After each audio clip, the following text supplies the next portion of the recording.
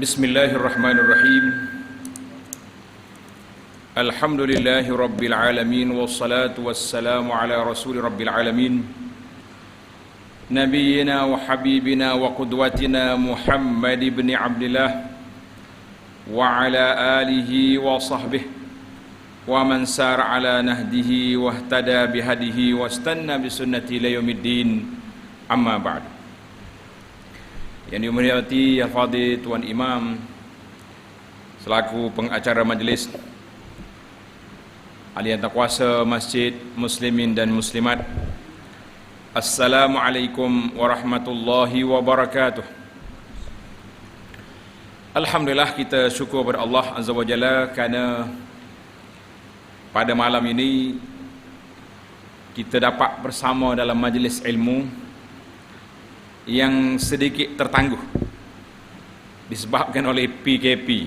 Mana kita ni sudah masuk setahun dah ni. Setahun dah mazhab PKP ni. Kau tak ingat?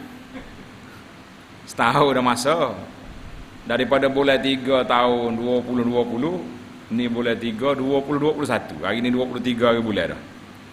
Dan kita berdoalah kepada Allah SWT dengan nama-nama Dia yang maha indah, dengan sifat-sifatnya yang maha tinggi, supaya Allah Ta'ala angkatkan bencana COVID ini daripada negeri kita, negara kita dan semua tempatlah atas dunia ini.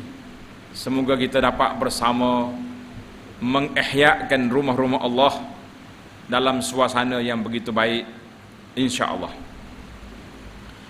Baiklah para jemaah sekalian, apabila kita sebut tentang di mana kita berada sekarang, jawabnya manusia ni Allah Ta'ala sebut sebagaimana dalam surah Al-Mulk yang selalu kita baca pada waktu malam. A'udzubillahi minasyaitonirrajim. Tabarakalladzi biyadihil mulk wa huwa ala kulli syai'in qadir. Alladzi khalaqal mauta wal hayah liyabluwakum ayyukum ahsanu amala. Tabarakalladzi biyadihil mulk. Maha suci Allah Ta'ala, maha berkat Allah SWT, yang dibawa di tangannya, di kuasanya lah kerajaan ini duduk di bawah kuasa Allah Azza wa Jalla. Allah Ta'ala telah menciptakan alladzi khalaqal mauta wal hayah. Allah Ta'ala jadikan mati dengan hidup. Tujuan apa Allah Ta'ala buat kita mati hidup? Liyabluwakum ayyukum ahsanu amala. Allah nak tengok siapa di kalangan kamu orang yang baik amalan. Jadi Tuhan nak tengok kita yang baik amalan dia. Kata di para ulama, nak jadi amalan tu baik mesti ada dua syarat. Kena ingat dua syarat ni. Siapa dia boleh jawab apa ni, kita ada hadiah banyak. Yang pertama, amalan yang kita buat tu mesti ikhlas. Amalan yang kita buat mesti ikhlas kerana Allah Azza wa Jalla semata-mata. Jangan duduk main bagi dua. Tak boleh. Buat kerana Allah tapi nak tunjuk ke orang, itu tidak jadi. Salah. Buat kerana Allah tapi nak tunjuk ke orang, kita kata ini juga bermasalah para jemaah sekalian. Baik. Syarat yang kedua, nak jadi kabul amal kita tu mesti hak kita buat tu berkena dengan sunnah Nabi sallallahu alaihi wasallam. Dia panggil bertepatan dengan sunnah. Hak Nabi kita ajar kita buat. Hak Nabi larang jangan sekali-kali buat, kan? Maka bila kita tengok, Allah nak tengok kita, di antara perkara yang dia nak tengok iaitulah amalan yang terbaik.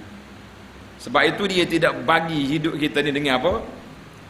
Dia tidak nilai hidup kita ni dengan comel, dengan harta banyak, dengan anak ramai. La.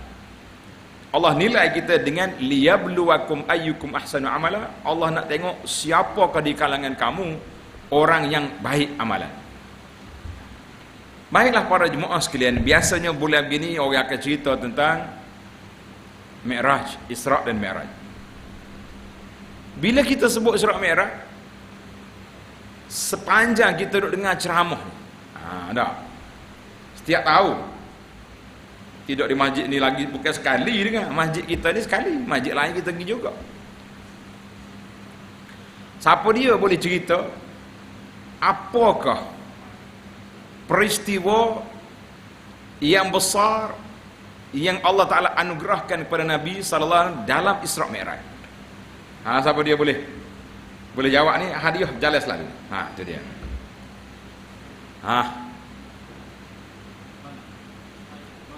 Solat. Agenda besar solat. Lagi? Jawabnya tak kena, tak pulah lingo. Kalau kena boleh hadiah. Nah, dia bimbang takut kena. Solat, ramai ada jawab ni. Maknanya masuk dalam agenda kita, semua orang duk cakap tentang solat. Kita kata alhamdulillah. Lagi? Ya. Tengok surga neraka. Jumpa menghadap Allah Azza wa Jalla. Lagi? Sebelum naik lagi, kita undur belakang sikit. Biar orang panggil turun daripada gunung. Ni pak atas langit dah jawab apa tadi. Jumpa dengan Nabi-Nabi. Bertemu dengan para anbiya. Selama ni duduk dengan Nabi Ibrahim, Nabi Adam, Nabi ni. Malam Mi'raj, Nabi kita tengok sendiri. Jumpa dengan ruh dia di langit. Ada kata dia semaya ramai-ramai di Baitul Maqdis. Ada lagi poin besar kita nak sentuh malam ni.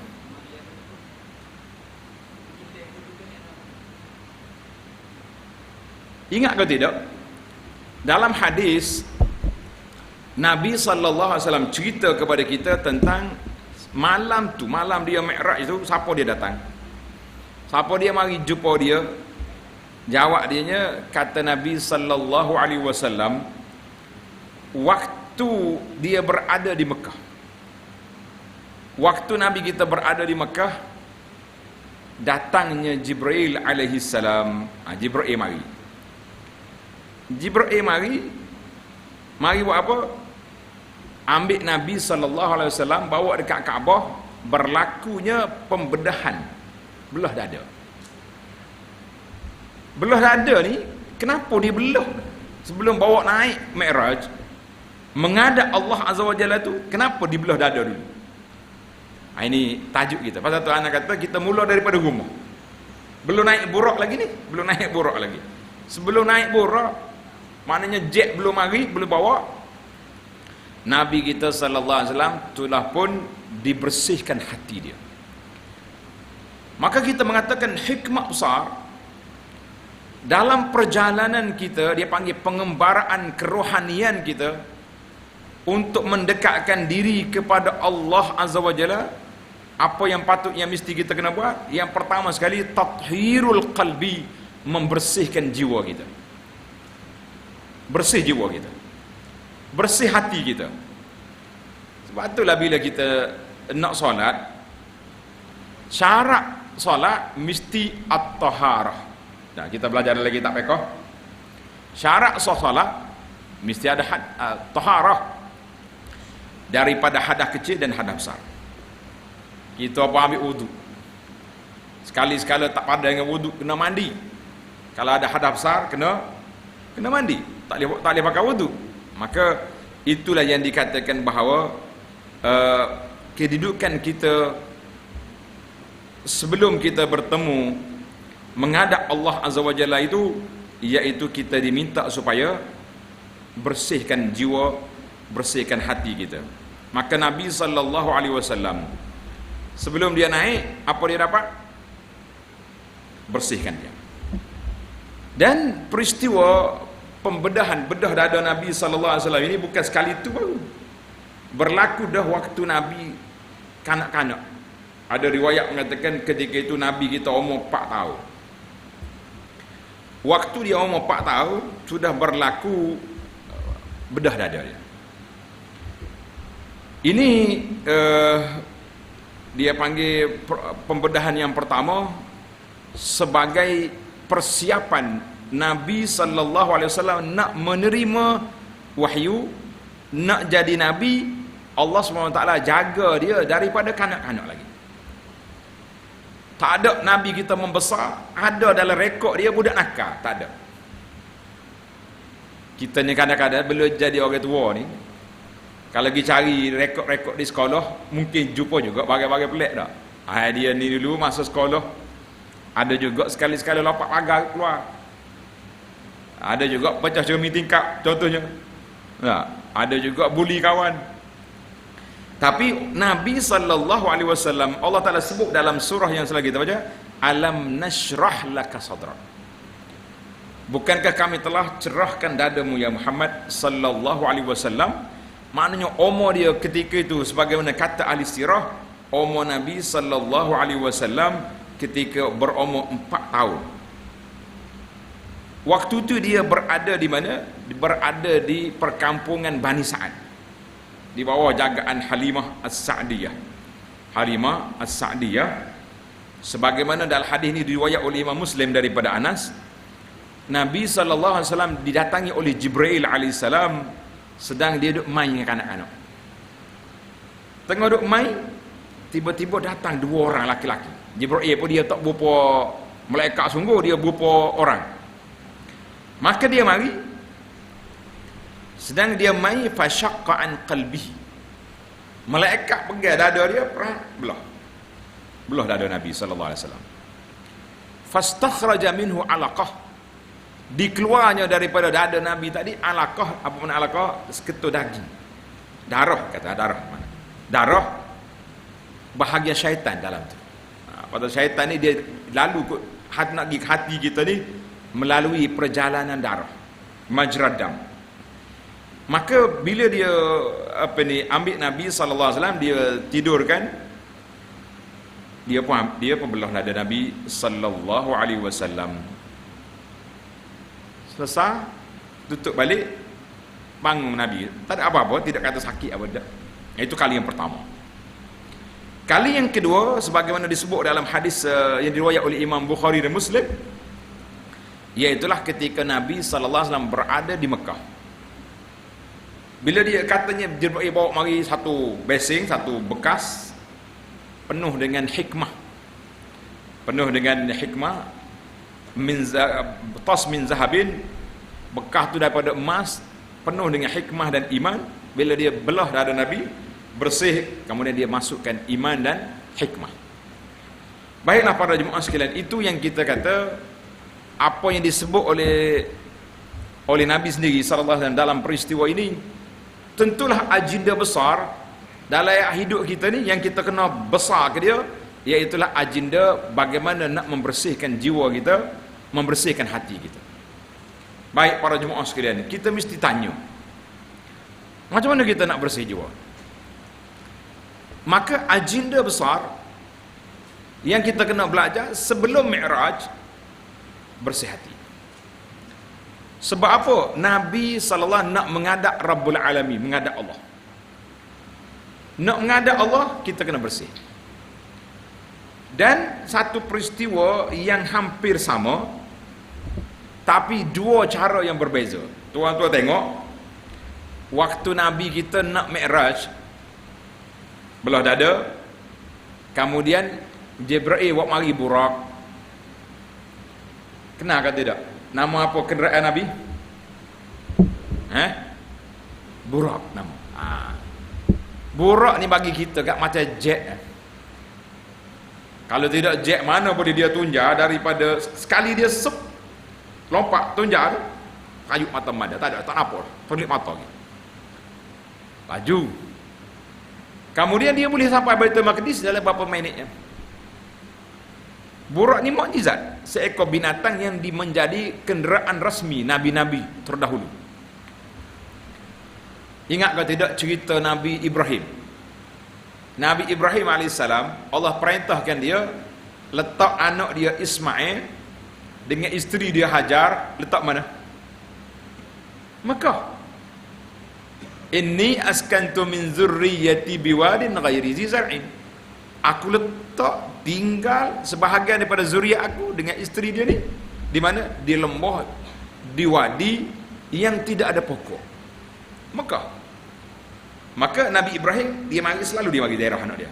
Katanya kenderaan dia tu burak, wallahu alam. Yang penting burak ni menjadi kenderaan nabi-nabi. Sebab waktu Nabi nak naik, burak tu macam buana sikit. Payuh nak naik. Jibril kata, "Ya burak, hak nak naik mu malam ni yang terbaik, yang paling baik di antara hak sudah naik." Ya. Dia kata apa? Hak yang nak naik mu malam ni yang terbaik daripada hak sudah naik. Mana nabi-nabi dulu hak ni hak nombor satu. Maka dalam riwayat kata burak pun malu tunduk peluh. Kata di ulama sirah, kita ni jangan buat payuh dengan orang. Nah, mentah kalau kita tak kenal kan, orang tanya jalan, betul apa nak jawab. Mana? Kok itulah. Tiba-tiba tengah kita buat payuh, mari orang lain pula, Allah, mari mana Tok Syekh ni? Ustaz ni mari mana ni? Ustaz, apa dia tu? Baru nak tanya siapa dia. Malu dah lah kitanya. Dah. Maknanya, kita jangan buat payuh dengan orang. Jangan buat orang panggil, jangan duduk payuh. Tak kenal kau tak kenal. Nabi suruh pahit kau orang kan? Nabi suruh kita wisalah kau orang ni, hok kenal, hok tak kenal. Kau wisalah, hok kenal saja. Wi belakang, tak? Jumpa asal kau orang Islam, Assalamualaikum. Ni kita ni kalau tengok orang tak kenal, apa dia tu? Tahu. Nah, dia hantar aja dia. Apa dia tu? Tahu. Wisalah pun orang wisalah jawab ujung-ujung. Musim-musim Covid ni wisalah tak apa nak jawab. Kalau orang tanya kau marah. Apa itulah. Insya-Allah mazhab Covid ni tak lama lagi lah. Jangan marahlah. Setengah orang ni kalau kita dia nak wisalah, dia nak salah kita tak tanya sini macam tak percaya saya. Kata bukan saya tak percaya kau, saya memang takut saya tu wi kau pula.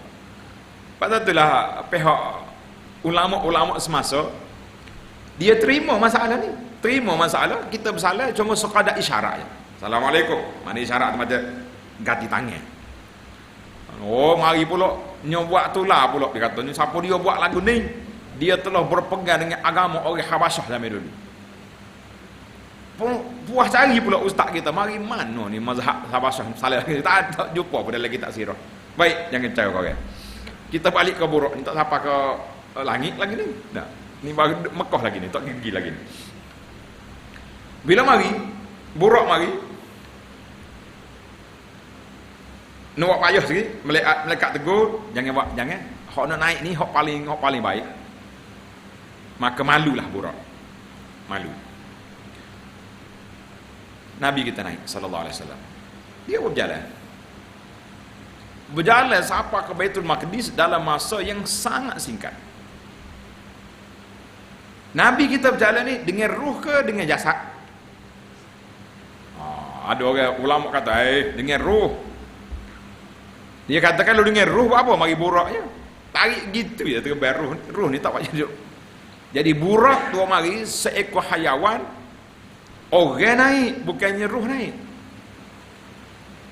Dan kalaulah Nabi sallallahu alaihi wasallam pergi tu dengan ruh, Abu Jahal tak giling pala esok. Macam kita lah dak. Guna senyum tu. Lepas maya subuh duduk tangga tu senyum nampak. Guna senyum. Allah semalam nyelatik dia mau jadi Perdana Menteri. Mana? Jadi PM semalam latih dah siap. Parlimen mana? Belakang masjid tu jelah. Betul lah belakang masjid ada kubur. Dia tunjuklah gitu kena kita. Habis tinggi kawan ni kata minai kedek lagi tu. Ada lagi yang marilah. Nampak pelik. Tapi orang tak kata apa, tapi kalau dia kata dia sendiri, maknanya dia kata dia bermimpi, orang tak kata apa. Tapi kalau dia tidak bermimpi, itu jadi masalah. Maka kalau Nabi kata sallallahu dia bermimpi pergi Baitul Maqdis, Abu Jahal berkata dia lihat mak, nanti kita pergilah. Ada masa ramai-ramai kita berjalan, boleh je. Maka itu menunjukkan bahawa perjalanannya dia dengan ruh dengan jasad.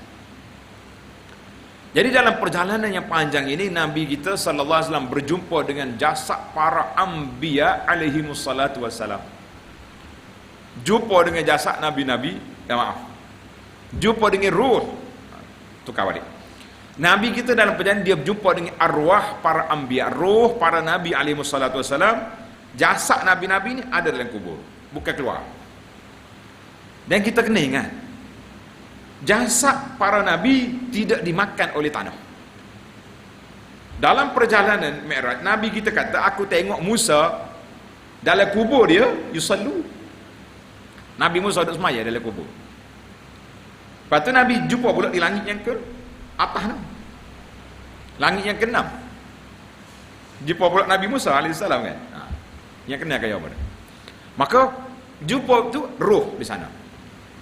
Hak Nabi kita jumpa Nabi yang roh dengan jasad dia sendiri, iaitulah Nabi Isa AS. Nabi Isa dia belum mati lagi. Oleh kerana dia tak mati lagi, apa jadi? Maka Nabi kita jumpa dengan Nabi Isa pada langit yang kedua di langit, iaitulah Nabi Isa dengan sepupu dia.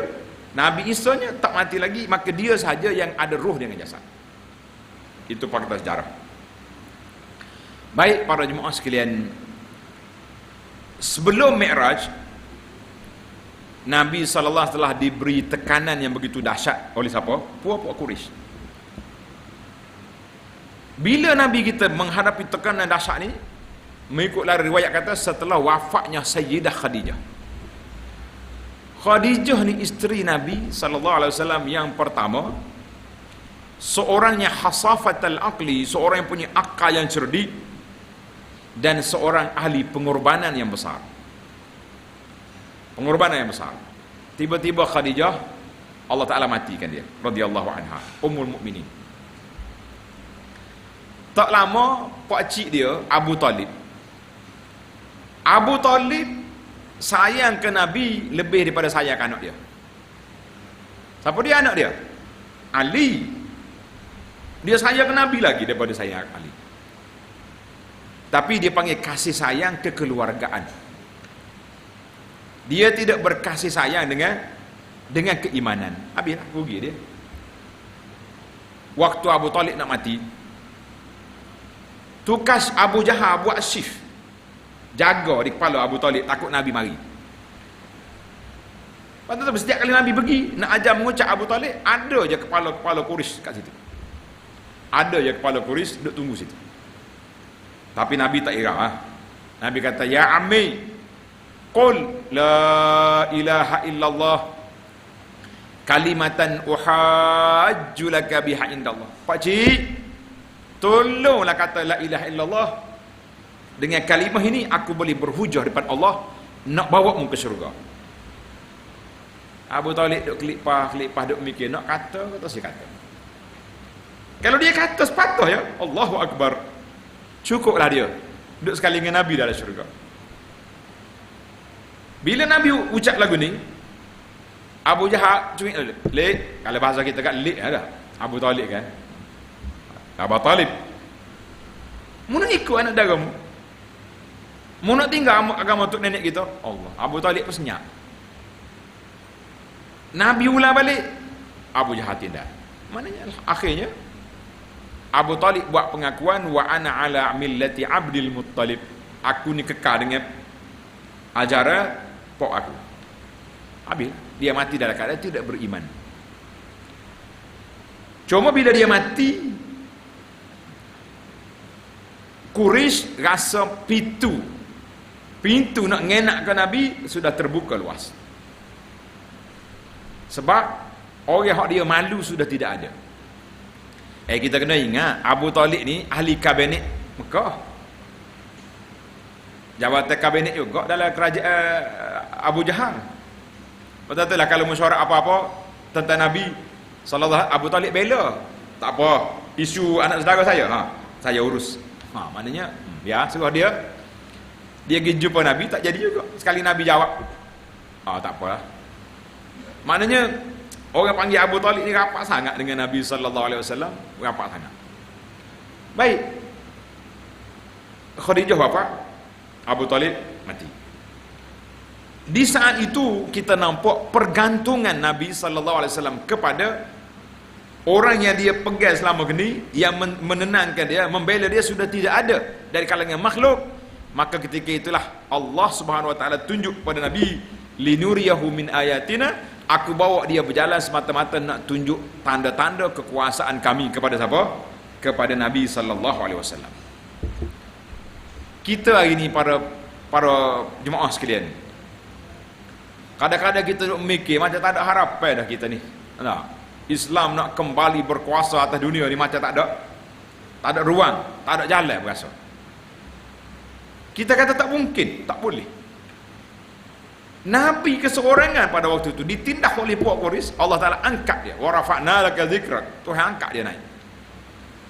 Ia menyebabkan Nabi kita sallallahu alaihi wasallam bila naik Mi'raj, tadi saya kata berbezanya Mi'raj, Allah hantar mari Burak, tetapi waktu Nabi sallallahu alaihi wasallam nak apa? Nak hijrah, kenapa Tuhan tak hantar mari Burak? Kita bicara sikit. Waktu nak hijrah, kalau nak kira dengan otak kita, mana lebih mustahak? Waktu hijrah ke waktu Mi'raj? Burak mari. Hijrah. Pasal apa waktu hijrah? Kena ada hujah sikit. Hijrah ni nya kepung dia buat Quraisy. Kata orang pedang terhunus nak penggal leher Nabi sallallahu alaihi wasallam. Masa itulah patut Burak mari beri parking depan tangga. Nabi naik Burak, gini tata ke Abu Jahal. Bos, jalan dulu. Dia kata apa? Teranggu Abu Jahal tengok, naik berapa pun Muhammad. Tuan-tuan kena nampak. Perbezaan yang ketara di antara dua isu ni, waktu hijrah, waktu perjuangan. Ada kau saya ni seorang pejuang? Bukan kumpulan pejuang, ni cerita lain. Saat saya ni orang yang berjuang menegakkan Islam. Ada kau orang berjuang tak kena ujian? Ada kau orang berjuang tidak ada satu tuntutan hijau yang kena kuat? Kita kata dia tidak berjuang lah gitu, senang-senang. Maka oleh kerana hijrah ni perjuangan, dan tidak benarlah kalau orang kata Nabi itu sebagai pelarian, dia kena tarik, kita kata itu satu kenyataan yang silap. Tak apalah, sebagai manusia silap kita betul balik kan. Oleh kerana perjuangan, maka Nabi kita sallallahu alaihi wasallam, Allah Taala beri lorong-lorong biasa. Nabi terpaksa keluar daripada rumah dia senyap-senyap. Berjalan dengan Sayyidina Abu Bakar pergi sembunyi dalam gua 3 hari. Duduk dalam gua pula, mari pula gua kafir duduk itak apa ni pintu gua. Sayyidina Abu Bakar kata, ya Rasulullah, kalau dia jenguk dalam gua napa kita? Cemas juga Sayyidina Abu Bakar. Ketika itulah datangnya kata-kata motivasi keimanan daripada Nabi sallallahu alaihi wasallam. Dia kata, ya Abu Bakrin, ma zannuka bisnaini Allahu salisuhuma. Wahai Abu Bakar, apa yang kamu nak sangka, apa yang kamu nak susah hati, kita berdua dalam gua ini, Allah bersama dengan kita. Bila Nabi bagi hot ni, Sayyidina Abu Bakar semangat balik. Tidak ada la khaufun alaihim wa lahum yahzanun. Sebab apa? Allah bersama kita, habis. Maka pada jemaah sekalian, kita nampak dalam perjuangan kita perlu kepada pengorbanan, kita perlu berjalan dengan kawan-kawan, kita perlu kepada orang yang bantu kita. Tak boleh kerja seorang.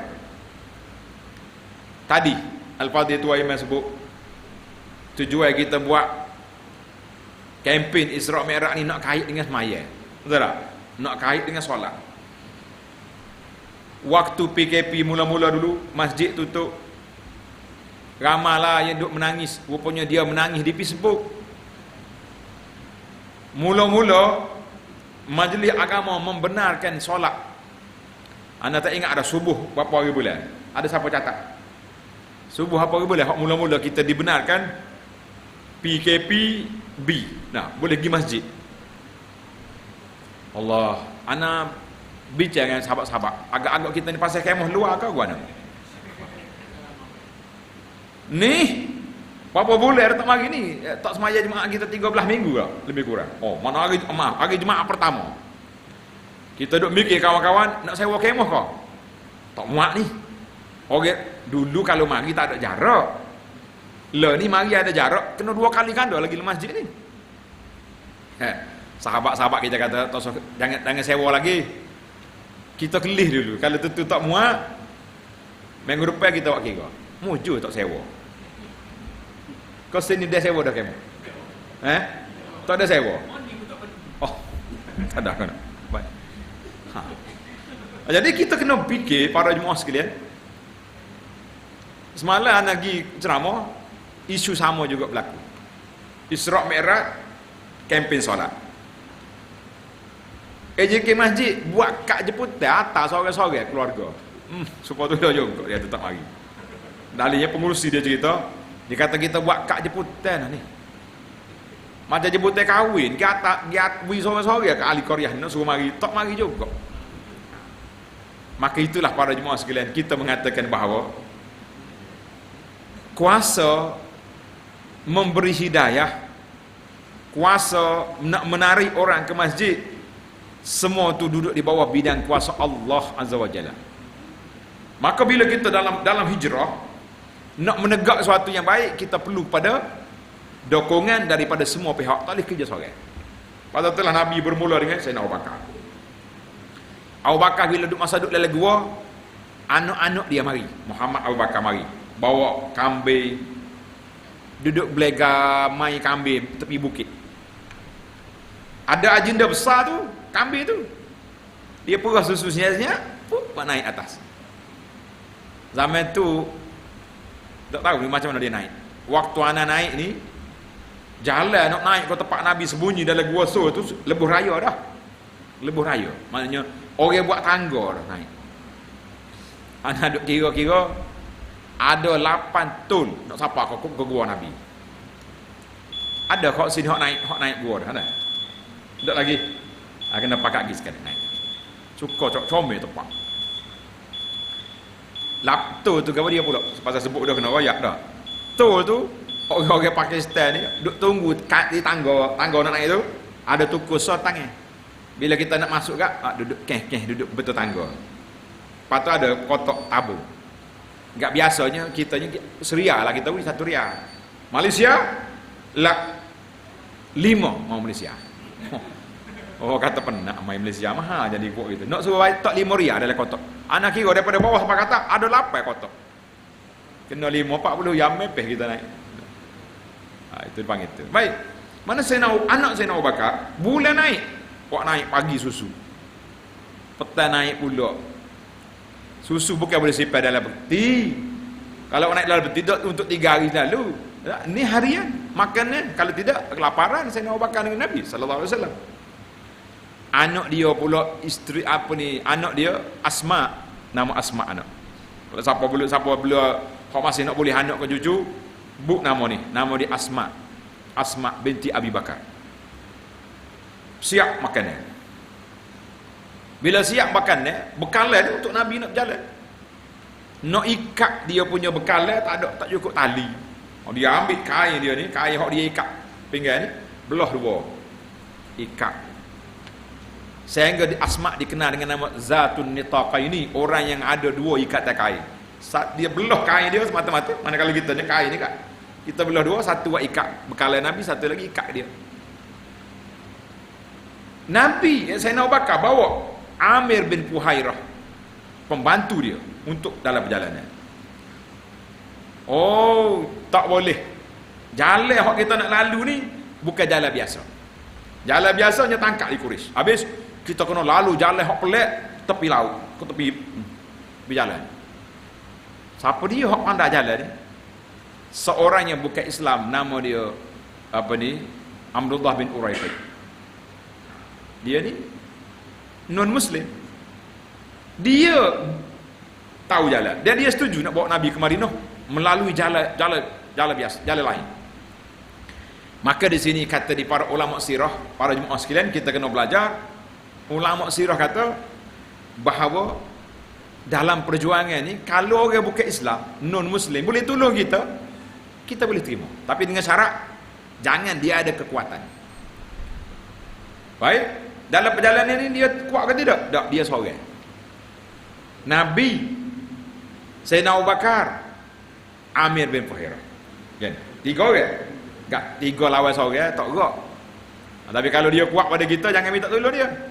Nanti habis kita punya anak dia pula. Maka dalam perjalanan yang begitu dahsyat, kita kena, dalam perjuangan ni kita kena libat semua keluarga kita. Pada tu anak kalau pergi kapur ke mana, selalu kita tanya soalan. Malah ni nak tanya juga sini ni. Kita ni, tuan-tuan dan puan-puan, muslimin dengan muslimat, bila kita jadi orang Islam, sudah tentu dalam kepala kita nak pergi ke syurga. Betul? Nak pergi belaka. Siapa dia lagi nak bawa? Nak bawa pergi syurga ni, siapa dia hak kita nak bawa? Isteri bawa, anak, natu, cucu bawa belaka. Betul dah tu. Takkan kita nak pergi sorang. Nah, kalau kita pergi, kita kena pergi belaka. Tapi masalah kitanya, waktu kita nak pergi syurga, nak pergi belaka, waktu kita pergi masjid sorang, pergi dengan siapa? Tak ada apa dah lah. Sorang. Ni kalau ada ni, kalipak Ramadah ni. Sebab kita, isteri, anak betul lah, kira hak tak ada tu. Hak duk asrama, hak duk khijadah tu biar. Hak ada di rumah pun tak pergi juga, kita kata. Maknanya tidak kena dengan anjing. Pasal tu dalam hijrah, Allah SWT libatkan semua keluarga Ali Abi Bakar, nak menunjukkan bahawa kepentingan melibatkan keluarga di dalam perjuangan. Tak lagi sorang. Jangan kalau gitu kata, saya AJK masjid, kita latih anak kita AJK pemuda masjid, isteri AJK muslimah, anak perempuan biru gapo-gapo pula. Banyak kerja mana biar terlibat semua, maka itu dipanggil perjuangan. Baik, kita terus lagi tajuk kita jauh. Dalam bab Mi'raj, Nabi sallallahu alaihi wasallam dia seorang saja dijemput oleh Allah Azza wa Jalla untuk menghadap Allah. Nabi tak boleh bawa orang lain. Jibril boleh ikut Nabi, boleh dia tukar bawa. Dia yang teman Nabi sallallahu alaihi wasallam, tapi dia boleh pergi sampai Sidratul Muntaha. Mana Nabi kita naik langit pertama, jumpa Nabi Adam, naik yang kedua, naik yang ketiga, sampai langit yang ketujuh, dia jumpa dengan Nabi Ibrahim alaihissalam. Jumpa dengan tu ayah dia, Nabi Ibrahim. Nabi kata rupa Nabi Ibrahim ni lebih kurang hak dia cakap, lebih kayak dia. Maknanya ada orang Kelantan kata ada meh. Ada meh. Ada meh maknanya sebab dia kan mari daripada keturunan Ismail. Maka Nabi dijemput khas oleh Allah Azza wa Jalla sampai ke Sidratul Muntaha, malaikat Jibril berhenti setakat tu. Nabi seorang-seorang menghadap Allah Azza wa Jalla. Maka di sinilah para jemaah sekalian kita boleh memahami, apabila kita nak menghadap Allah tidak perlu ramai-ramai. Untuk hal sore lah. Contohnya kita nak bangun tahajud, nak sembahyang sunat, tak payah panggil, tak sembahyang sunat dah hari ni. Pasal apa? Tak ada guru. Habis sembahyang jemaah ni apa pula main ramai-ramai? Sebab solatul jamaah, solat yang menghimpunkan manusia, dua sebab. Allah peripu kita 5 kali sehari. Yang pertama, untuk nak memantapkan ukhuwah. Kita ni kalau tak ada masjid ni, duduk dalam kapur, kalau taman perumahan kita nampak pintu dia, pintu kita dekat-dekat. Ni hak dalam kapur ni sebuah-sebuah rumah jauh-jauh nak pergi. Dah. Tak kira hari-hari kita nak pergi jajak rumah nak tak email pagi-pagi dia. Sihat. Ni rumah nu pula. Jawab dia kau duk main pusing rumah lah kita. Tapi bila kita Allahu Akbar hayya 'alas salah, semua ada depan ni. Apa khabar semua? Baik, alhamdulillah. Makanan cukup? Cukup. Ada ahli qaryah kita sakit? Tak ada. Ataupun ada kematian orang mari. Sahabat kita nu sudah sakit tenak. Sahabat kita nu sudah mati. Orang tahu. Itu dipanggil fadilah berjamaah. Tetapi hubungan kita dengan Allah Azza wa Jalla, sama ada kita berjamaah ke, sama ada kita seorang ke, bila kita solat itu dipanggil mi'rajul mu'min. Solat itu sebagai nak angkat jiwa kita menghadap Allah Azza wa Jalla. Sebab itu bila nak angkat jiwa kita menghadap Allah, maka kita perlu kepada jiwa yang bersih. Paling kurang pun bersih zahir. Nak solat dia Wa idza qumtum ila salati faghsilu. Tuhan sebut lagi, bila mu nak solat, pergi basuh muka dulu. Basuh muka, basuh tangan, sapu kepala, basuh kaki. Pelik ke tak pelik? 4 anggota, 3 kena basuh, 1 kena sapu. Siapa dia boleh jawab soalan ni? Kenapa kepala tidak basuh? Ya, nampak nak jawab ni? Pasal apa kepala tak basuh? Sapu je. Tak mana? Tak sewa kelik ni hadiah ni nak tinggal sini ni. Kena jawab ni. Ada orang kata, dah tu yang sebut Al-Quran. Sedap juga lagu tu. Dah. Tak ada orang jawab lagu tu dah. Patut jawab. Kau jawab dah ni. Tak kata. Niat dalam hati nak kata tadi. Dia dalam kertas kisah ni tak boleh main hati. Kena tulis atas kertas. Dah Tuhan sebut famsahu. Tuhan suruh sapu. Apa kita nak basuh? Kalau Allah SWT buat benda yang sama tapi berbeza, tentu ada hikmah. Tanda tuan-tuan, tajuk dia menarik. Dalam perkara yang sama tapi berbeza, maka di sana hikmah besar. Hikmah besar. Tujuan solat, Allah Ta'ala kata apa? Inna salata tanha 'anil fahsya'i wal munkar. Matlamat objektif solat kita ni untuk menghilangkan, mencegah daripada fahsyak. Fahsyak ni benda keji, zina, liwat, benda-benda yang terlibat dengan maruah diri, itu dipanggil fahsyak. Mungkar, segala jenis maksiat lain itu mungkar. Rasuah, riba, apa lagi? Ni ada setengah orang ni bila kita bercakap tentang tak solat, dia marah. Ustaz tu tak erti lah. Tak bercakap tentang rasuah. Kita kata Masya Allah, Tabarakallah. Setiap bab, setiap rumah ada pintu. Setiap percakapan ada tajuk. Tak okey lah kita nak rempuh masuk belakang. Dah kita bercakap bab solat, solat lah malam ni. Nak tajuk rasuah, anggil semula pula tajuk rasuah. Baru benar dia doa, ustaz ni lekeh ni, tak tahu isu semasa, tak cakap bab rasuah. Sekarang ni indeks rasuah di negara kita Malaysia ni tinggi. Rasuah tu rasuah ni, kita kata hak bercakap tu lebih kurang ya juganya. Nah, dalam bab rasuah tapi masa buat sedap belaka kita katalah.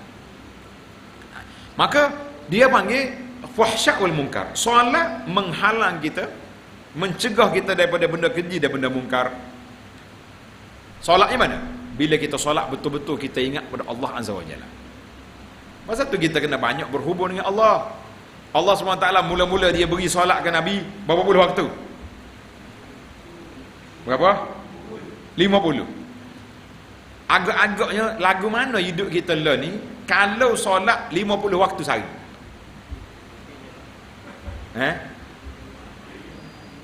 Boleh bayangkan dengan kepala kita lagu mana?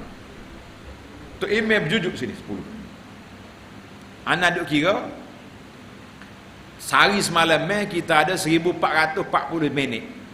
Kita bagi minit 1440 minit sehari semalam kan?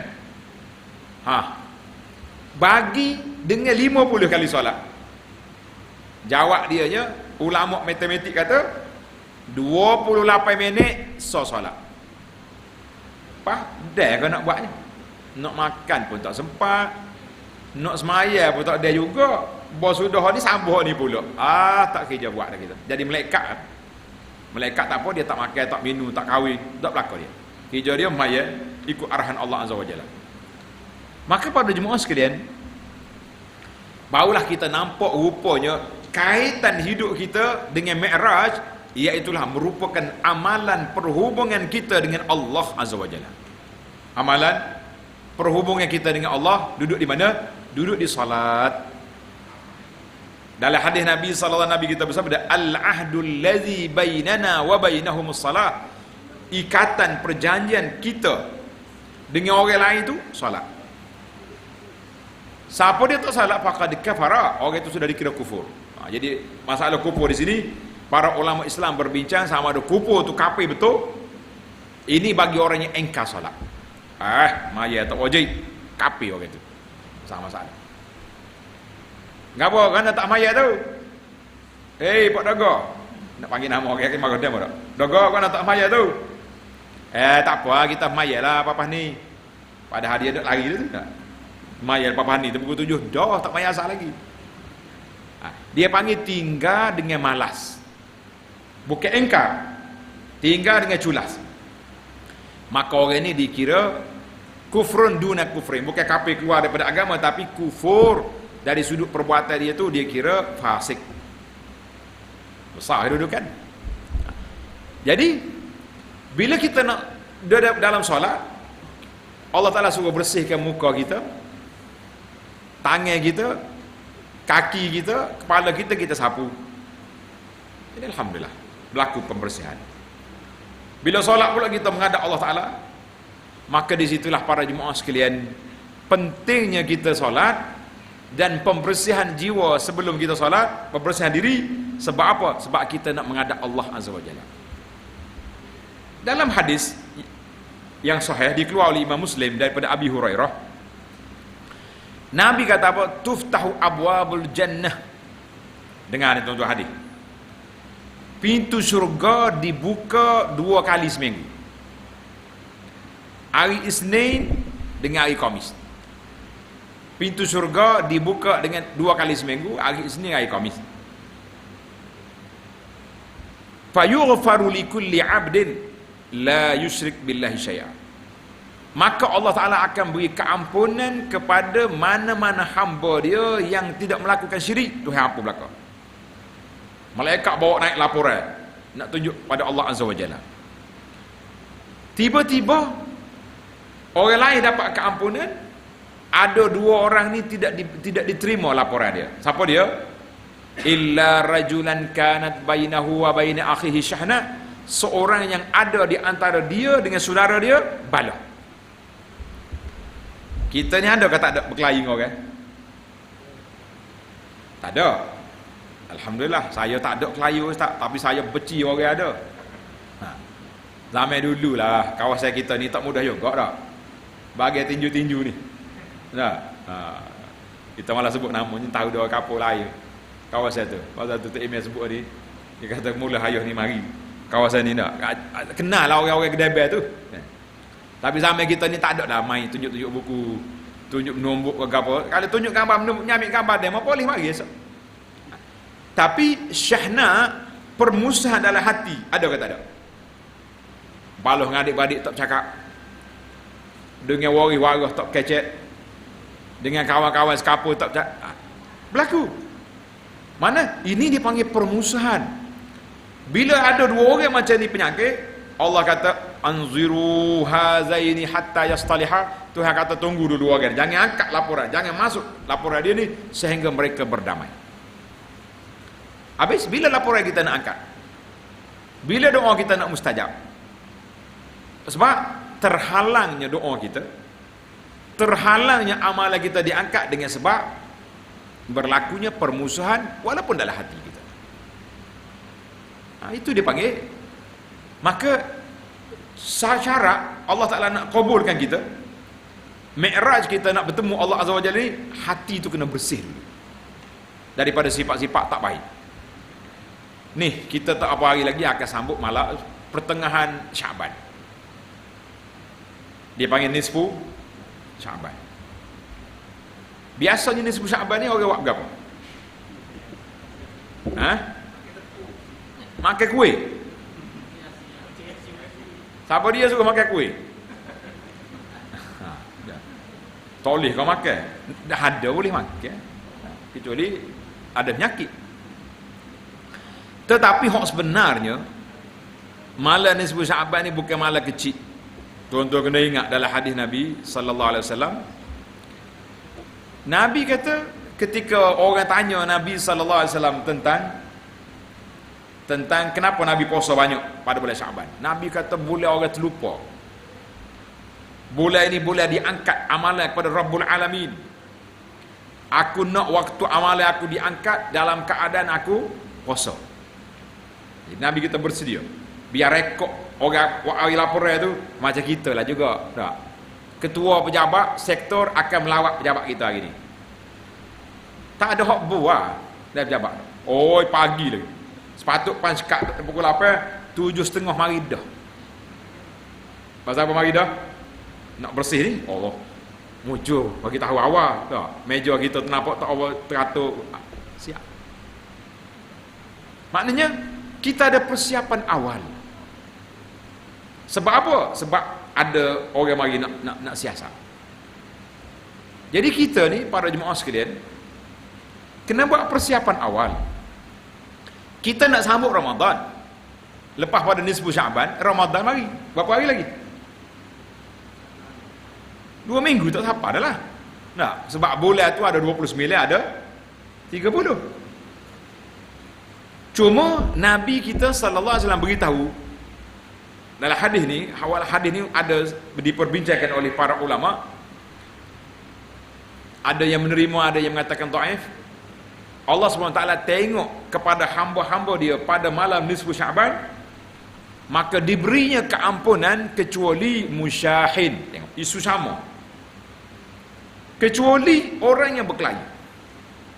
Orang yang berkelahi balah dengan orang ni, malam nisfu Syaban pun tak jadi. Tak apalah, tak payah minta maaf lah. Kalau biasa kita baca Yasin 3, kita baca 10 malam tu. Nak khabar tak si minta maaf. Jadi ke tak jadi? Nak khabar balik, hak kita tak si minta maaf dengan orang. Jadi ke tak jadi minta maaf? Tak jadi. Ana pergi 1 tahun Jakarta. Ada mesyuarat. Betul lah masjid hotel kita duduk tu ada masjid. Surah kecil. Dia baca Yasin pukul 10 malam tak sudah lagi. Tanya kawan-kawan, "Syekh, Bapak, kenapa belum tamat?" Oh, dia kata di sini bukan Malaysia. Malaysia 3 kali pun rasa laju, gia 5 pereh dah. Nak amat pakai kuih pula. Dia kata di sini mungkin 10 atau 20 kali Yasin. Pukul 10 malam tak siap lagi. Dia kata kenapa? Dia bagi semua ke orang.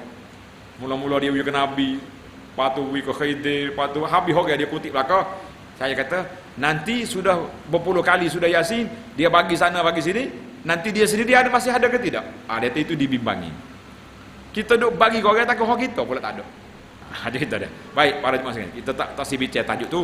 Yang kita nak besarnya tajuk malam nisfu Syaban, Allah Taala tengok pada hamba dia diberinya keampunan kecuali orang yang berkelahi. Maka di sinilah menjadi tanggungjawab kita para jemaah sekalian membersihkan jiwa kita, bersihkan hati kita daripada perkara yang tidak baik pada bulan Syaban. Cepatlah dia, Ustaz. Orang kan minta maaf hari raya. Tidak kad raya minta maaf zahir dengan batin hari raya. Tu kad raya minta maaf, tuan minta maaf ke tak? Atak besar-besar. Lagi dosa kita banyak dengan dia lagi besar kad. Maaf zahir batin, tepuh kad khah atas. Jumpa dengan tuan hari raya paling kelahi. Ada baik dah. Maka di sini para jemaah sekalian kita simpulkan perbincangan kita bahawa bila kita nak mi'raj, kita nak berhubung dengan Allah Azza wa Jalla, yang penting sekali kita mesti bersihkan jiwa daripada sifat hasad, sifat dengki, benci pada orang Islam. Kita ni main-main yang benci ke orang Islam. Orang Islam tak serupa warna kan? Tak jadi bakar. Nah, kapi walaupun apa pun asal kegu kita jadi comel macam. Marilah kita betulkan. Dan agenda besar dalam Isra' Mi'raj iaitulah salat. Maka Nabi SAW sebut dalam hadis, Nabi kata awwalu ma yuhasabu bihil abdu yaumal qiyamati as-salat. Ibadat yang pertama yang Allah SWT akan buka fail hisab kira-kira pada hari kiamat esok, ibadat apa? Ibadat apa? Ibadat solat. Ibadat solat. Itu dia panggil yang pertama yang akan dikira. Mula-mula solat fardu. Malaikat kata, "Ya Rabbi, tak apa comel solat dia ni." Dengan khusyuk tak adabnya dengan. Allah tanya, "Gi tengok fail solat sunat. Ada tak di solat sunat?" Tengok-tengok, alhamdulillah nasib baik ada. Kita ada solat sunat ni tuan-tuan, ada 3 kategori tanda. Yang pertama dia panggil solat sunat rawatib. Apa dia rawatib? Yang ikut waktu. Masuk waktu subuh, ada solat sunat qabliyah subuh. Berapa rakaat kita nak solat qabliyah subuh? Berapa? 2 rakaat. Pahala dia banyak mana?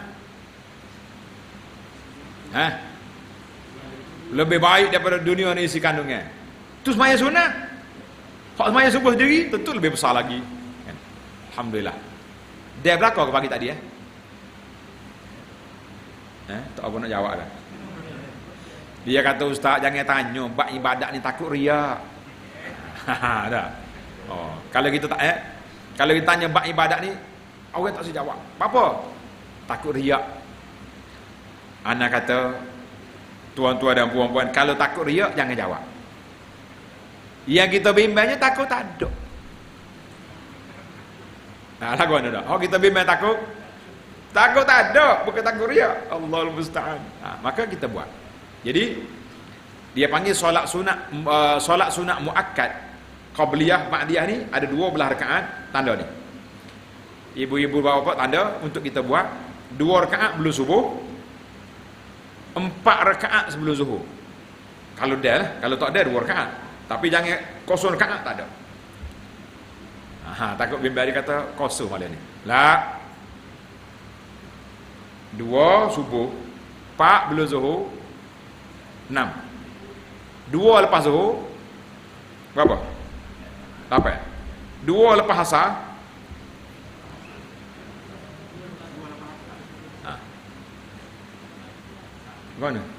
mana gagah bunyi tu? Tak ada. Alhamdulillah. Takut ngamuk tak email malam ni. Tak. Kita nak test tengok tu. Takut tulis.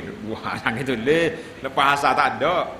Yang adanya 2 selepas maghrib dan 2 lepas isyak. 12 rakaat itu panggil sunat muakkad.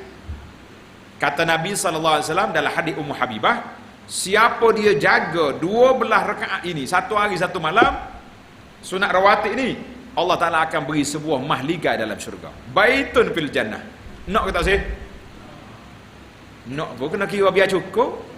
Selagi nak dengan mulut tak buat kan, tak jadi. Timbul lagi soalan. Ustaz tak sebut belum asar, belum maghrib, belum isyak. Hak ni ada 2 rakaat boleh. Sebelum asar ada hadis lain. Nabi kata rahimallahu ra'an shalla qabla al-'asri arba'an. Mudah-mudahan Allah Ta'ala beri rahmat kepada orang yang solat belum asar 4 rakaat. Buat. Belum maghrib 2 rakaat. Belum isyak 2 rakaat. Tapi ini tidak termasuk dalam muakkad. Tapi kalau kita mari, masa ada lagi, yang kita ada takwim je tu. 5 minit lagi nak qamat. Apa yang sunat? Tak nak diri kita ada kerja. Jadi kita kata alhamdulillah. Boleh ke tak boleh? Kita jaga 12 rakaat satu hari satu malam ni, boleh ke tak boleh? Kena boleh lah. Pasal tu anak namakan 12 rakaat ini, dia panggil projek mega mampu boleh, mampu buat. Sedap kan bunyi projek mega mampu 12 rakaat Baitul Jannah. Jadi untuk melengkapkan lagi, kita tambah lagi semaya witir 3, maya duha 2, 17 rakaat. Siapa dia boleh jaga 17 rakaat satu hari satu malam ni, bagi hamba lah. Di zaman kita akhir zaman ni sudah naik taraf wali min auliyaillah. Naik taraf wali dia kata. Wali tak wali pun terang nak tengok berapa hari kita boleh rumah dalam syurga. InsyaAllah tuan-tuan dan puan-puan, mudah-mudahan program motivasi iman menggilak hati di ambang Ramadan ini insya-Allah ada manfaat kepada kita semua. Jadi anak setakat tu dulu kita berhenti. Baik, sebelum tu kita ada risalah. Tajuk risalah Ramadan Al-Mubarak. Sunat-sunat adab bersahur dan iftar. Anak tak bacalah sebab kertas ni bahasa Melayu. Tuan-tuan boleh baca sendiri. Belajar doa-doa dia, cara-cara dia, bagaimana kita nak apa tadi? Bagaimana kita nak menyambut Ramadan. Siap dah ni sambut Ramadan. Alhamdulillah. Jadi kita akhiri dengan tasbih kafarah. Subhanakallahumma wa bihamdika asyhadu an la ilaha illa anta astaghfiruka wa atubu ilaik. Wa sallallahu ala nabiyyina Muhammadin wa ala alihi wa sahbihi ajma'in walhamdulillahi rabbil alamin. Wassalamualaikum warahmatullahi wabarakatuh.